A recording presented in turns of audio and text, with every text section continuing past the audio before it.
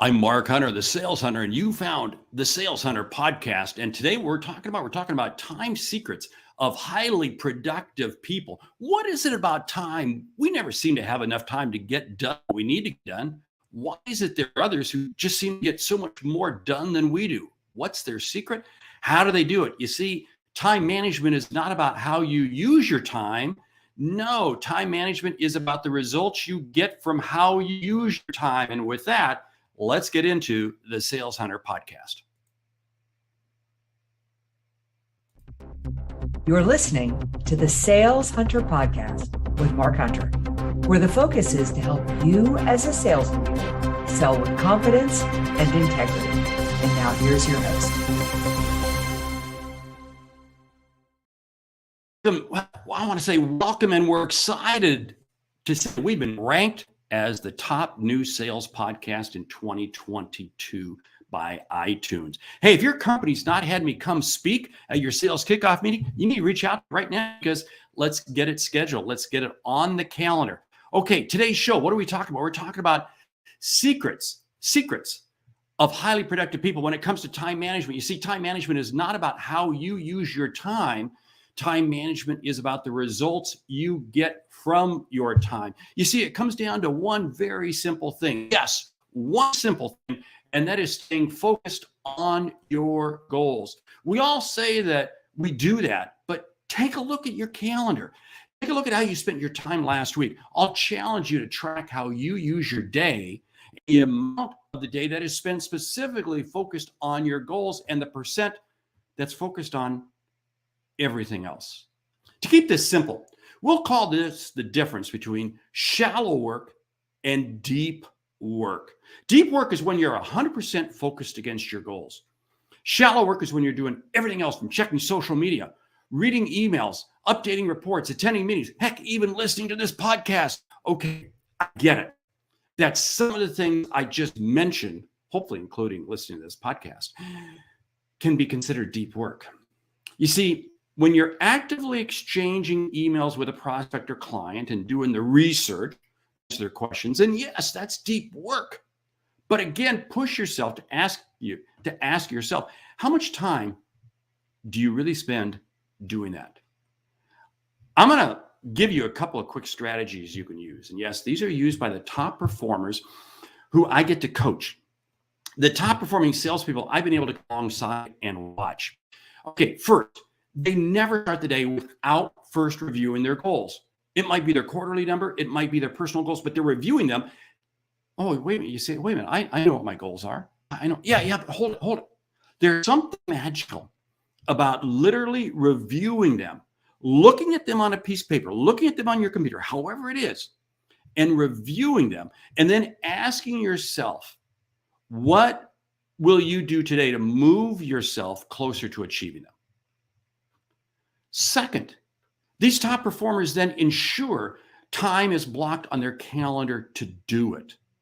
Third, they do it and evaluate their performance after the fact, looking for ways to up it even more.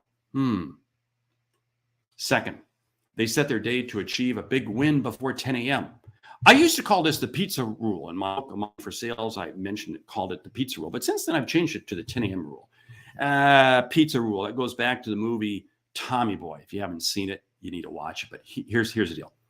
The 10 a.m. rule is this, and I love this approach, and I've been using it now for about 5 or 6 years, and it has made a significant difference in what I've done. Here's the deal.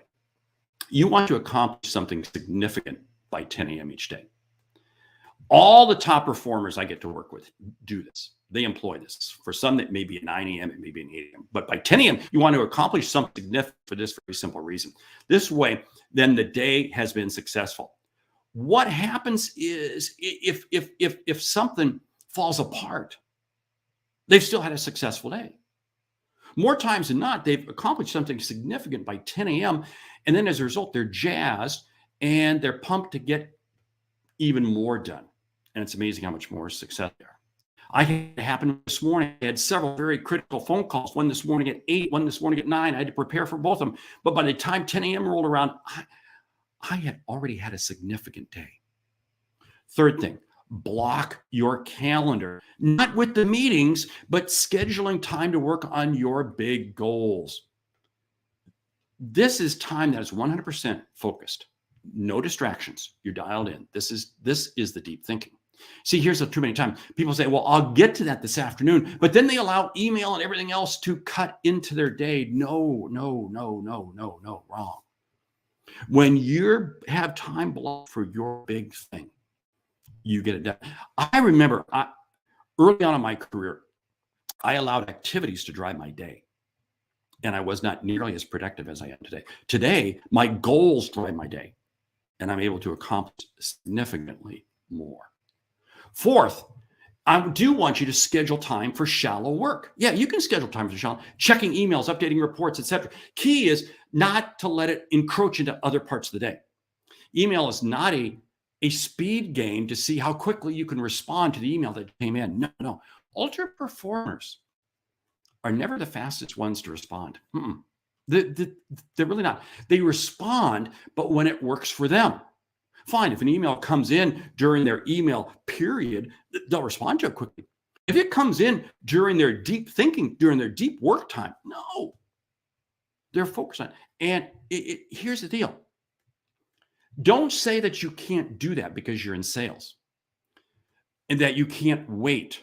If that's the case, you're not in sales. You're in customer service. And all you've done is trained your customers to reach out to you for everything. You see, you've trained your customer. Fifth, you know when to turn it on and when to turn it off. You don't let the work suck you dry, and most of all, don't think multitasking works. It doesn't. This has been the one piece that I've struggled with the most. Give me 10 minutes to focus one specific task, and I'll come out with a better outcome than spending 20 minutes trying to do it and 3 other things at the same time. Yeah, you see, when I can focus on one thing for 10 minutes, I'll get it done. Versus if I try to do 3 things at once and even give it 20 minutes, the outcome is not going to be as good. Think about your customer calls. Think about how many times have you become lost on the call because you're trying to do something else. You know your call will go better when you're dialed in and giving the customer 100%. You see, it comes down to the fact that you don't have a time management problem. You have a priority problem. Know your goals, and you'll know your priorities. Hey, with that, I want to say thanks for listening. I do trust you value the content shared, and you'll take a moment to subscribe to the podcast and leave us a review on your favorite podcast app.